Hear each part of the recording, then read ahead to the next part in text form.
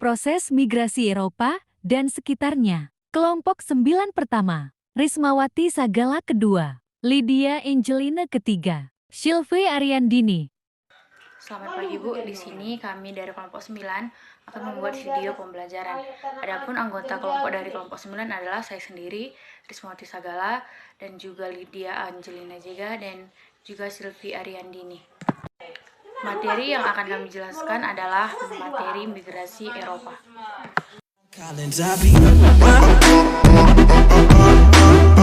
Materi yang pertama adalah pengertian migrasi.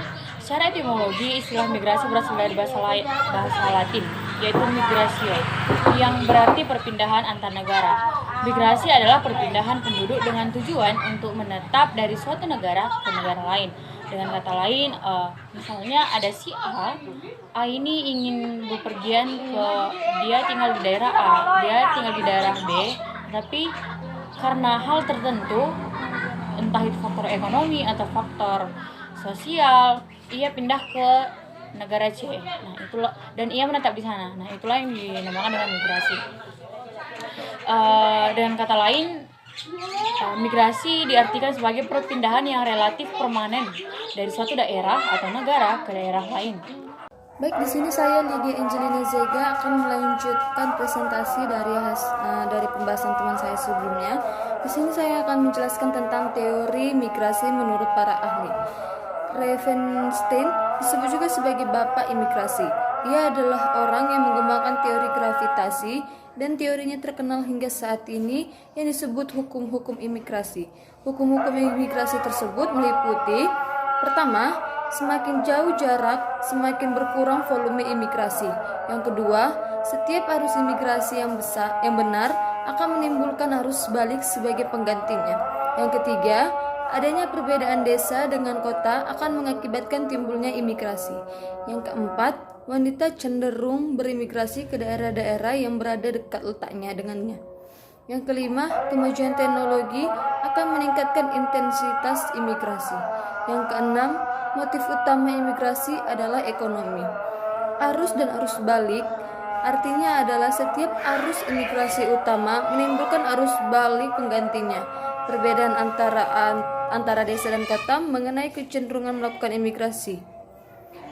Yang kedua adalah menurut Knox dan Pick pada tahun 2000. Zaman modern perubahan imigrasi yaitu meningkatnya jumlah penduduk dari suatu daerah, meningkatnya kepadatan penduduk, dan dalam waktu yang sama meningkatkan juga perbedaan stratifikasi.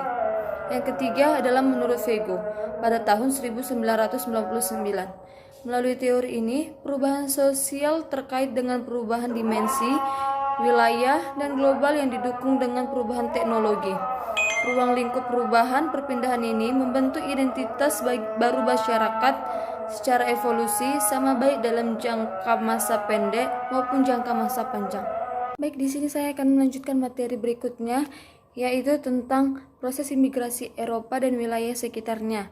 Yang pertama adalah zaman Eropa kuno. Yunani kuno dimulai di Pulau Kreta yang letaknya di bagian timur Laut Tengah dengan pusat pemerintahan di Knossos. Penduduk Pulau Kreta berasal dari Asia Kecil pada tahun 3000 sampai 1500 sebelum Masehi, yang telah memiliki kebudayaan yang tinggi. Kebudayaan ini dibangun akibat adanya kekuatan maritim. Hal ini dimanfaatkan oleh masyarakat Pulau Kreta untuk hidup dari sektor pelayaran dan perdagangan, disertai dengan letaknya yang strategis, yaitu di tengah-tengah jalur pelayaran antara Mesir, Yunani, dan Mesopotamia.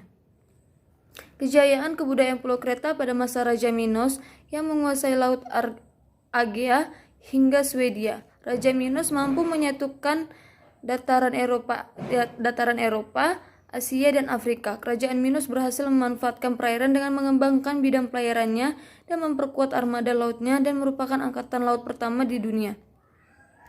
Sekitar abad ke-9 sebelum Masehi terjadi imigrasi besar-besaran ke semenanjung Yunani yang dimulai dengan masuknya suku Doria ke semenanjung Peloponnesos, yaitu Yunani, dengan mengembangkan polis Sparta yang berdirikan militeristis.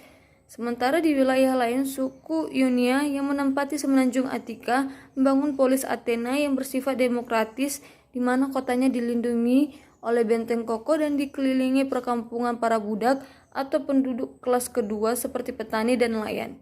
Di lain sisi, desakan suku Doria membuat suku Akia bergeser ke barat laut semenanjung Peloponnes, di mana sebagian lagi melarikan diri ke pulau-pulau Asia Kecil, ke Laut Hitam, Selat Dardela berproses dan Pulau Spros, serta di bagian utara tinggallah suku Meudina. Secara geografis, Yunani terletak di ujung tenggara di benua Eropa. Letak geografis Yunani sekarang sama dengan Yunani kuno. Yunani terletak di ujung selatan semenanjung. Bahkan selain di daratan tersebut, wilayahnya juga meliputi pulau Laut Aegis. Batas-batas Yunani sekarang adalah sebagai berikut. Yang pertama adalah utara berbatasan dengan Albina. Yang kedua adalah timur adalah Laut Aegis. Yang ketiga adalah selatan adalah Laut Tengah. Dan yang keempat barat adalah Laut Libya. Polis-polis di Yunani saling bersaing dalam memperebutkan hegemoni atau kekuasaan atas wilayah Yunani. Dan terjadilah peperangan di antara sesama polis-polis tersebut. Kedatangan tentara Persia yang akan menginvasi daerah Yunani, maka polis-polis yang ada di Yunani. Baik, yang B adalah zaman Eropa abad pertengahan.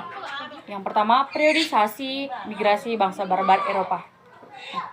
Periode migrasi juga dikenal sebagai periode invasi bangsa barbar atau sebagai Volkerwanderung, yaitu yang artinya migrasi masyarakat. Nah, di Eropa dari sekitar tahun 376 sampai 800 merupakan transisi akhir zaman klasik ke awal abad pertengahan. Periode ini ditandai dengan perubahan baik di dalam kekaisaran Romawi dan di luar perbatasan barbar. Para migran yang datang pertama adalah suku Germanik seperti Goth, Vandal, Anglia, Sakon, Lombardi, Suebi, Frisia, dan Frank. Mereka kemudian didorong ke arah barat oleh bangsa Hun atau Attila dan juga Avar, Salvia, Buga, dan Alans. Kemudian migrasi atau seperti penaklukan Arab dan Viking dan juga Norman, Hungaria, Mur, dan Turki invasi Mongol. Juga memiliki efek signifikan terutama di Afrika Utara, semenanjung Iberia, Anatolia, dan Eropa Tengah dan Timur. Namun berada di luar lingkup migrasi.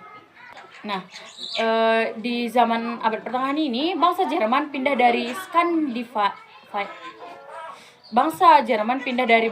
dari Skandinavia Selatan ke Jerman, ke tanah yang berbatasan dengan Elbe dan Oder selama 1000 tahun sebelum Masehi. Gelombang pertama yang pindah itu ke arah barat dan selatan, mendorong bangsa Keltik ke barat Sungai Rhine, Galia pada tahun 100 sebelum Masehi, di mana mereka dihentikan oleh Gaius Marius dan Julius Caesar. Ini adalah kelompok barat yang digambarkan oleh sejarawan Romawi. Di sini saya akan menjelaskan imigrasi Eropa pada masa modern. Yang pertama yaitu Portugis. Jadi Raja Manuel I memerintahkan pelaut ulung Portugis yang bernama Vasco da Gama untuk melakukan ekspedisi menjelajahi samudra mencari tanah Hindia yang merupakan daerah penghasil rempah-rempah.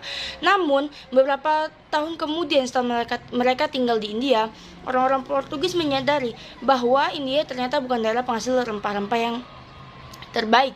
Mereka mendengar bahwa Malaka merupakan pusat perdagangan rempah-rempah. Oleh karena itu mereka mengekspedisi lanjutan bawaan di bawah pimpinan Alfonso de Albuquerque.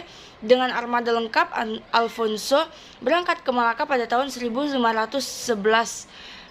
Dan pada tahun itu juga armada Portugis berhasil menguasai Malaka. Portugis memasuki wilayah kepulauan Nusantara yang disebutnya sebagai Tanah India atau Hindia. Yang kedua yaitu Spanyol. Orang-orang Portugis dan Spanyol dapat dikatakan pelopor dalam pelayaran dan penjajahan samudra untuk mencari daerah baru. Orang-orang Portugis dan Spanyol merupakan beragama Kristen Katolik. Orang-orang Spanyol diperkasai Christopher Columbus merencanakan dan melaksanakan penjelajahan samudra untuk menemukan tanah penghasil rempah-rempah terbaik. Pada tanggal 21 Oktober 1992, rombongan Columbus berhasil mendarat di pantai bagian di Kepulauan Bahama. Columbus mengira bahwa ekspedisinya ini sudah mendarat di tanah Hindia. Oleh karena itu, penduduk yang menempati daerah itu disebut orang-orang Indian. Yang selanjutnya yaitu Belanda.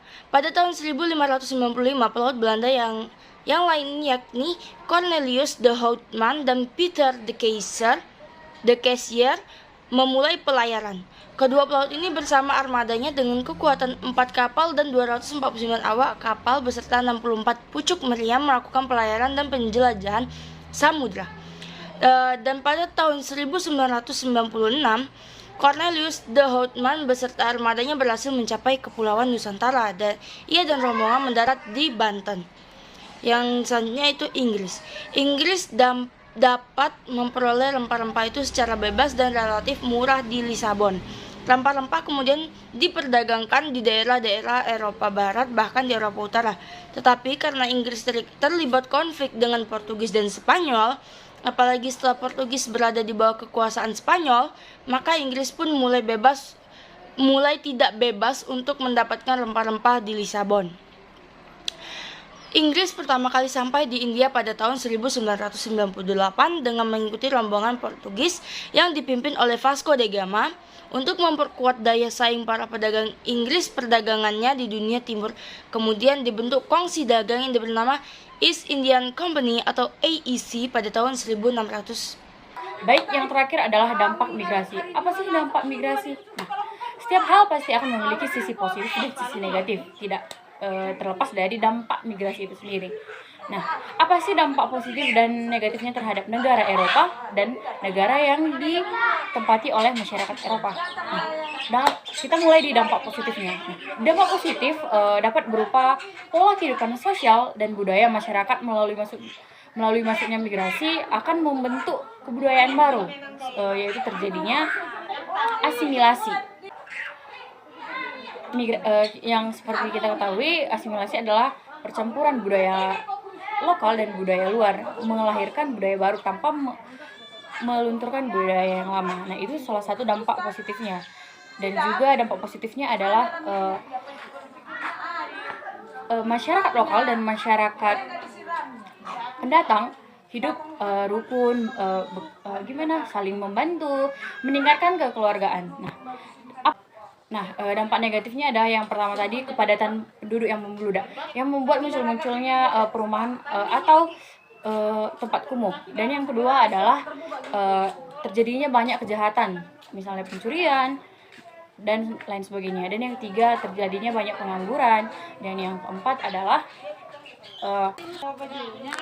dan juga terjadi pertengkaran antara penduduk lokal dan juga penduduk pendatang. Dan juga ada dampak negatifnya di bidang budaya, yaitu terjadinya akulturasi, yaitu lunturnya kebudayaan lama. Nah, kebudayaan lokal ini luntur akibat datangnya kebudayaan para pendatang. Itulah dampak positif dan negatif dari migrasi. Baik, sekian hasil dari penjelasan kami dari kelompok 9 mengucapkan terima kasih. Terima kasih.